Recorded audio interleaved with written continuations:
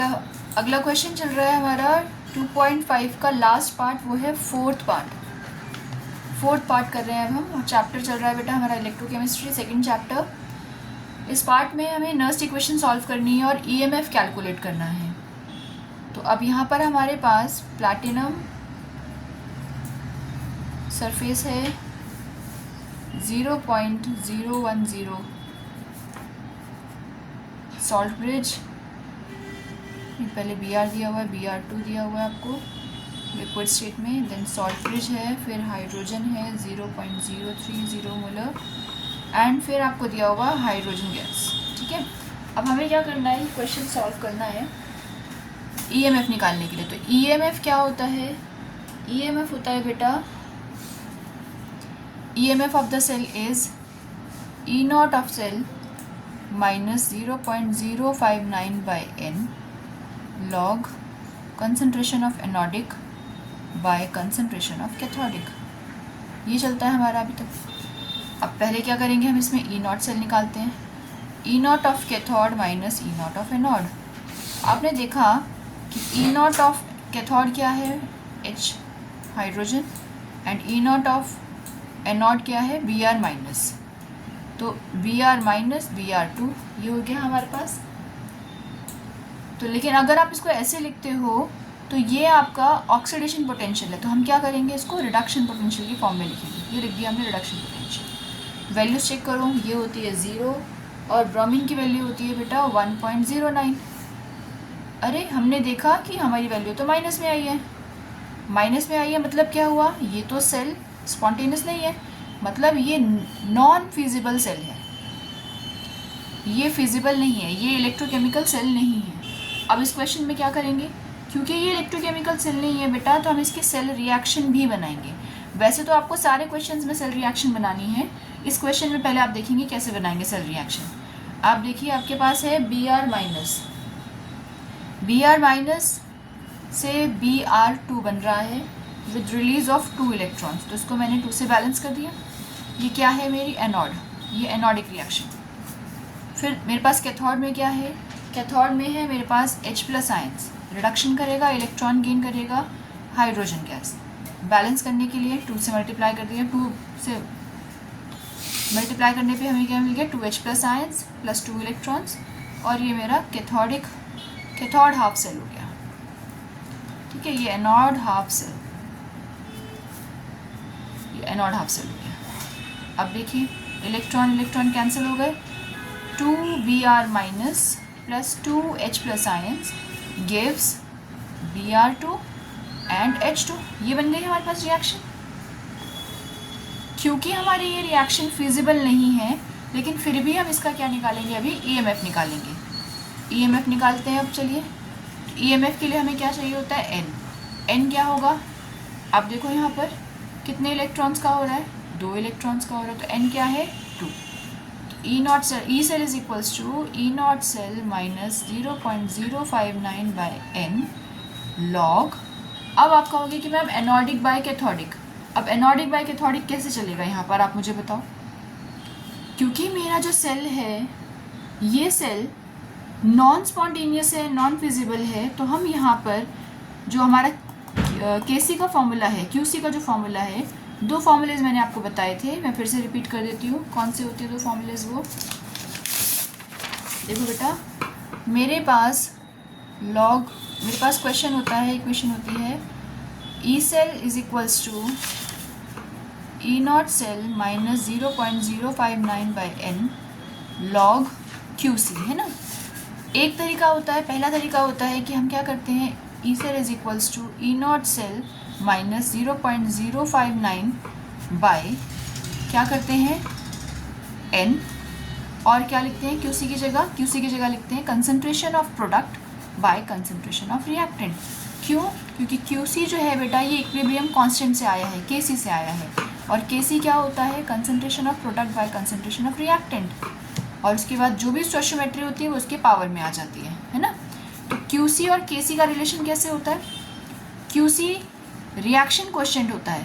जब हमें नहीं पता होता है कि हमारी रिएक्शन इक्विलिब्रियम पॉइंट पर है या नहीं है, तो हम रिएक्शन में Qc निकालते हैं, और Qc की वैल्यू भी ऐसे ही निकालते हैं। Concentration of product by concentration of reactant. तो यहाँ पर हम क्या करेंगे, हम ये वाली फॉर्म यूज़ करेंगे। और दूसरा फॉर्मूला क्या बताया मैंने आपको, दूसरा मैंने बताया कि E not cell minus 0.059 by n log concentration of anodic by concentration of cathodic. ये तो प्रॉपर सेल का फॉर्मूला हो गया। जो सेल हमारा स्पॉन्टेनियस है, फिजिबल है, उसमें हमने ये वाला लगाया।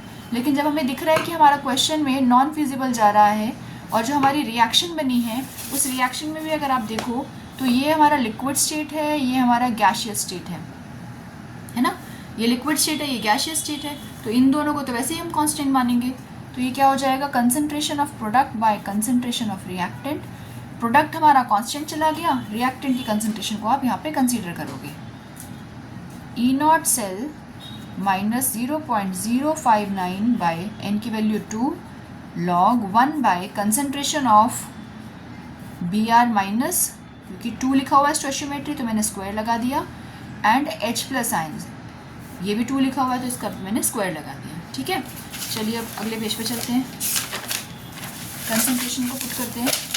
तो मेरे पास कंसंट्रेशन क्या आएगी, E cell is equals to 0.059 by n, नहीं sorry, E cell is equals to, value क्या थी हमारी इसकी minus 1.09 minus 0.059 by 2 log 1 by bromine की कंसंट्रेशन कितनी दी हुई है, ब्रोमीन की कंसंट्रेशन क्वेश्चन में देखो, क्वेश्चन में कितनी दी हुई है हमें 0.01। इस ज़ीरो को हम छोड़ सकते हैं। आप देखो अगर आप 1000 से इसको करोगे तो एक ज़ीरो कट जाएगा तो 100 रह जाएगा। तो मैंने लिखा 0.01 का स्क्वायर। ऐसे ही हाइड्रोजन की भी देख लेंगे हम, कितना दिया हुआ है 0.03 दिया हुआ है, इसका भी स्क्वायर। एक्चुअल में जो कंसंट्रेशन है वो 0.010 है ना। आप डेसिमल हटाओ कितना आ गया 1000, तो मैं इसको क्या ले सकती हूँ 0.01 भी ले सकती हूँ।